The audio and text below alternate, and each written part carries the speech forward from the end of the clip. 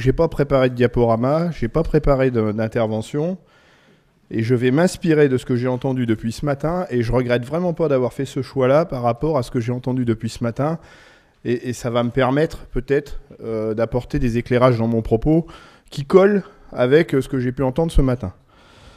Depuis ce matin, pardon. Le deuxième clin d'œil, c'est peut-être justement par rapport à mon parcours et par rapport à ce qui a été dit par mon collègue d'Ifremer, si je peux me permettre d'utiliser le mot collègue, dans le sens où dans ma vie, j'ai aussi été chercheur et qu'à un moment donné, justement, en partageant le constat qui a été fait ce matin, qu'à un moment donné, il faut sortir des études et passer à l'acte, eh bien moi, je suis passé à l'acte en devenant paysan.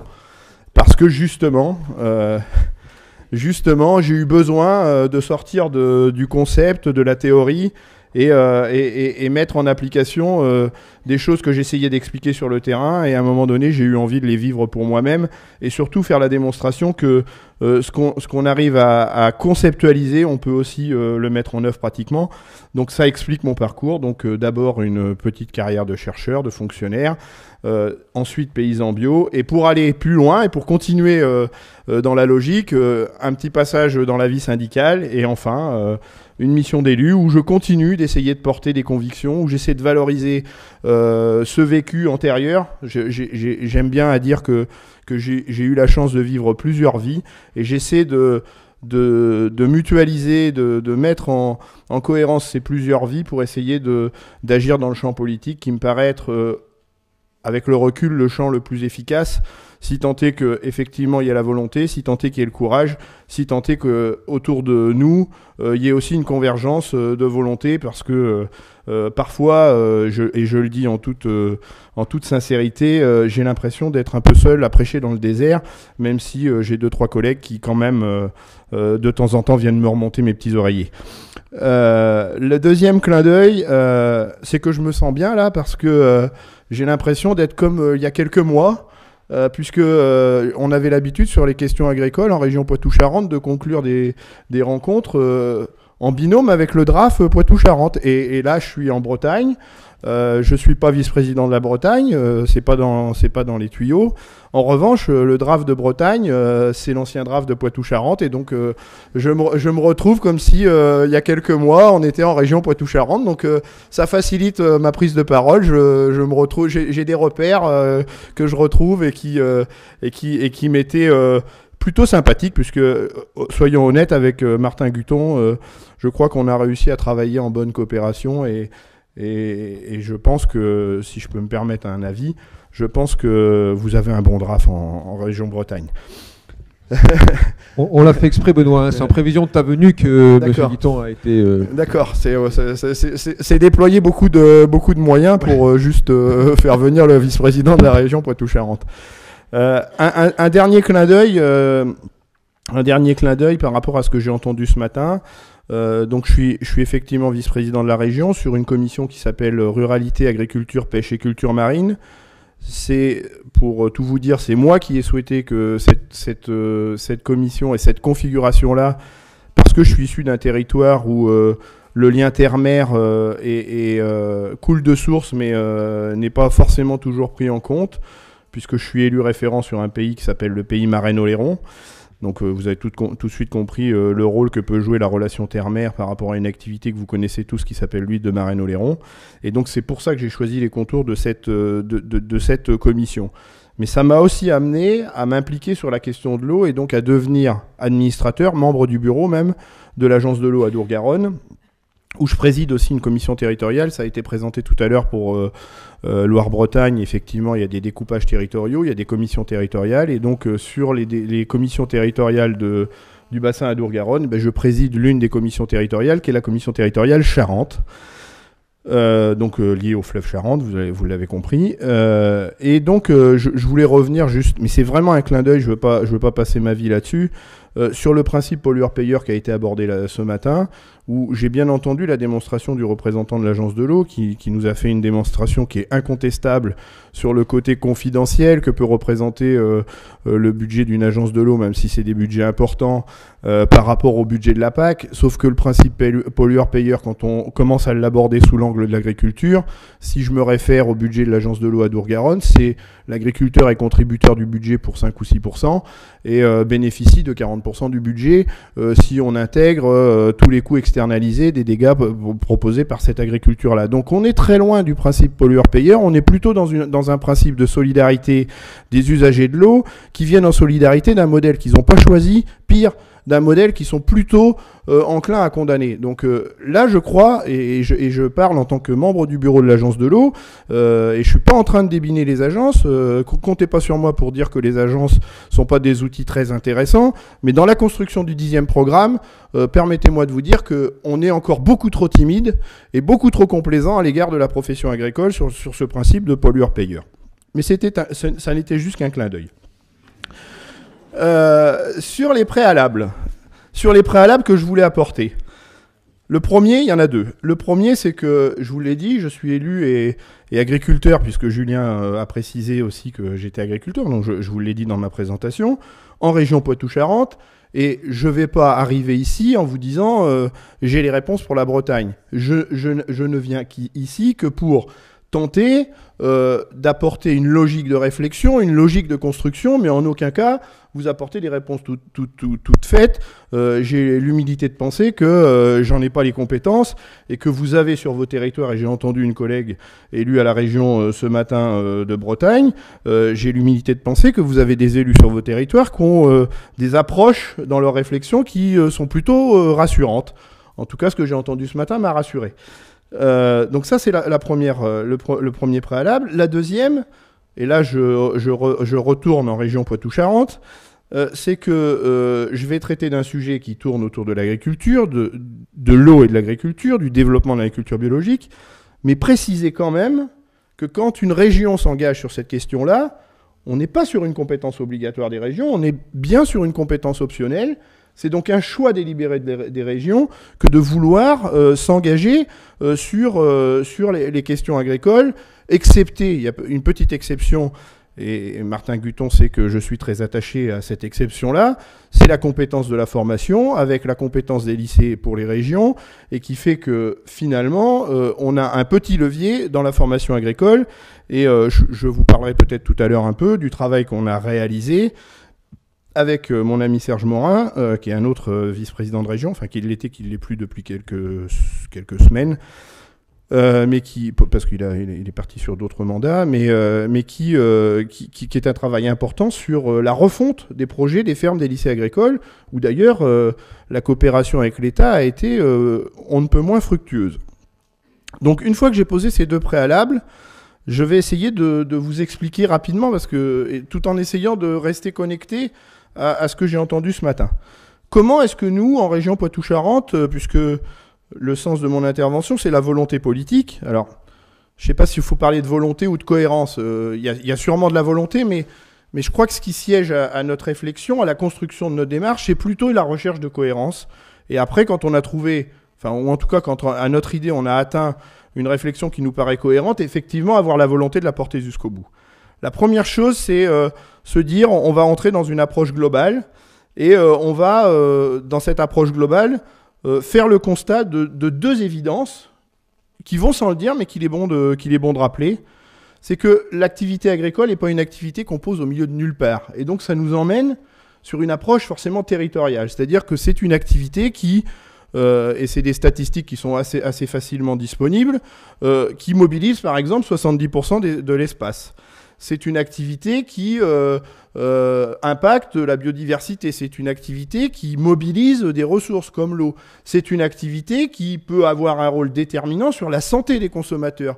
C'est une activité économique qui peut jouer, et ça a été dit ce matin, c'est pour ça que je remets les choses dans leur contexte, peut jouer un rôle déterminant sur le changement climatique. Et l'agriculture a, je crois, tout intérêt à ce que le changement climatique soit le plus minimum possible, de manière à ce que ça n'hypothèque pas justement les capacités de produire. Donc se dire que cette activité-là intervient dans des environnements sociaux particuliers, dans des environnements économiques particuliers, et je vous ai parlé tout à l'heure du secteur d'activité, enfin du secteur géographique dans lequel moi j'évolue, qui est le bassin ostréicole de Marennes-Oléron. On ne peut pas poser une activité agricole qui n'intègre pas qu'à l'estuaire du plus petit fleuve d'Europe qui s'appelle la Seudre, il y a une activité économique aussi importante que l'ostréiculture du bassin ostréicole de Marennes-Oléron.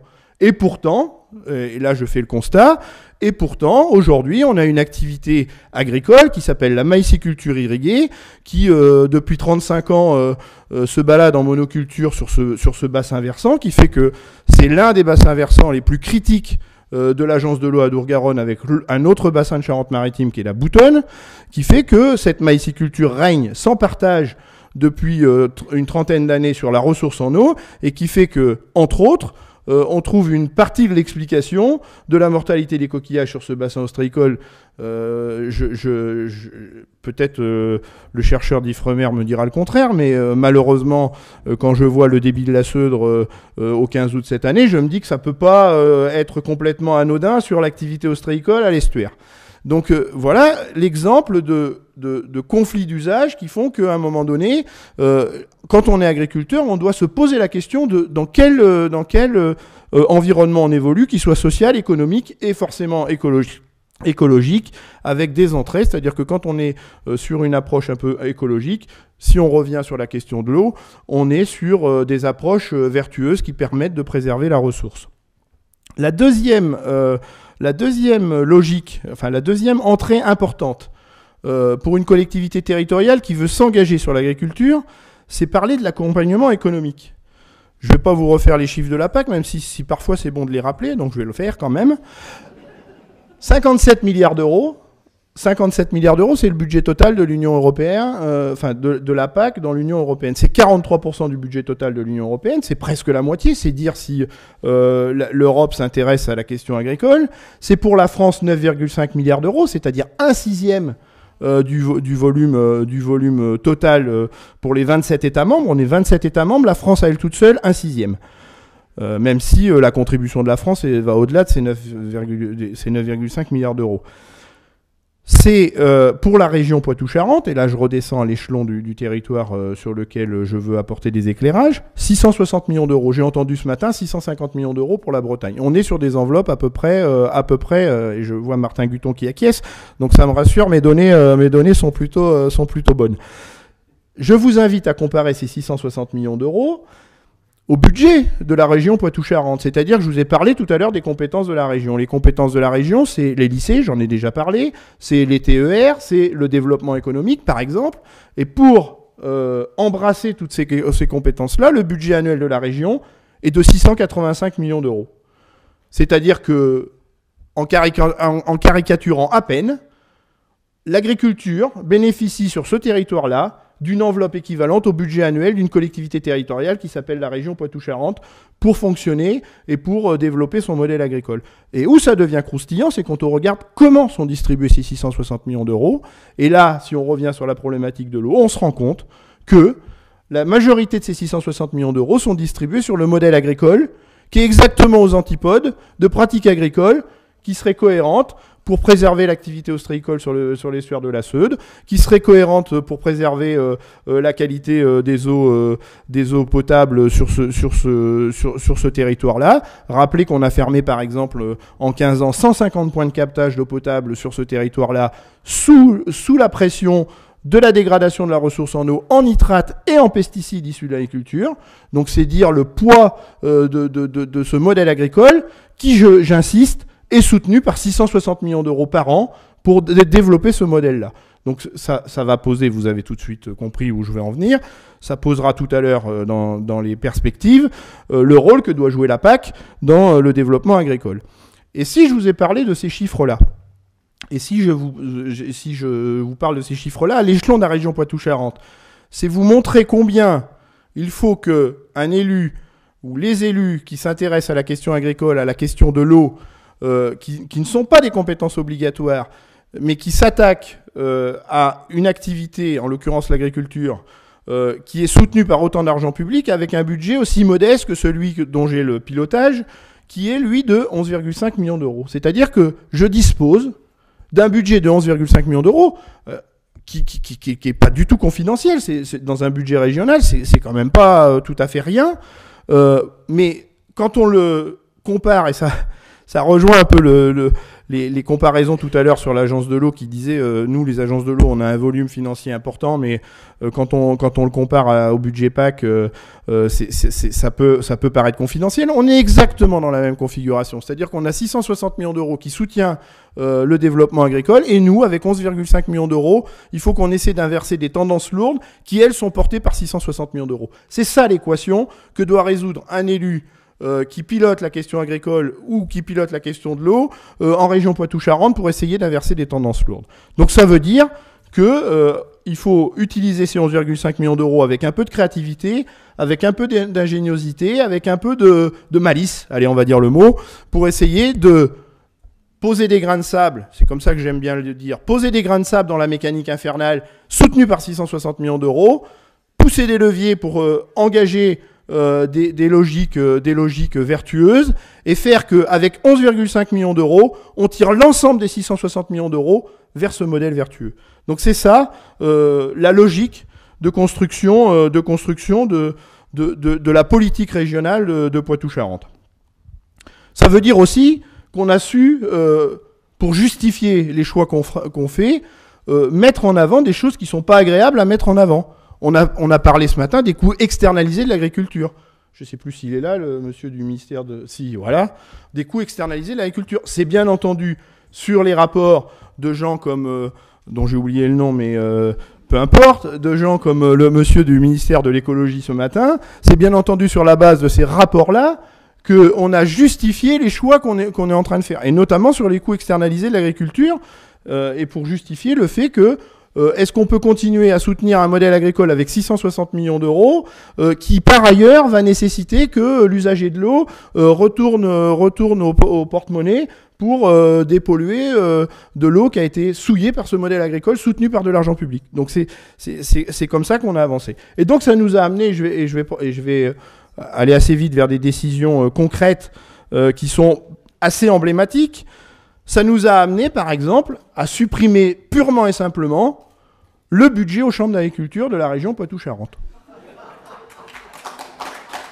Ouais, Donc, alors, je vous le dis tout de suite, c'est la seule région en France qui fait ça. Mais on l'assume, mais c'est le cas.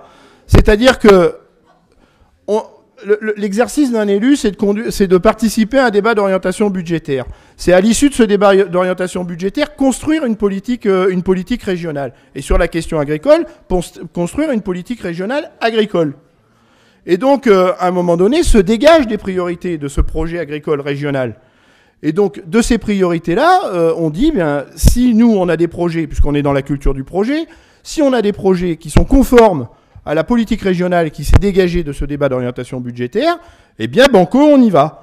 Et on a une chambre d'agriculture qui nous remet le même dossier depuis des années, un peu toiletté, un peu actualisé, où il y a un petit peu de bio pour verdir le dossier, et qui finalement n'est qu'un dossier qui vient chercher les étrennes au début de l'année. Eh bien, les étrennes à plusieurs centaines de... Il faut conclure, Benoît. Voilà, mais j'ai fini. Les étrennes à plusieurs centaines de milliers d'euros par an, on a décidé d'arrêter. Et donc, on a effectivement sanctionné les chambres d'agriculture, on peut appeler ça comme ça.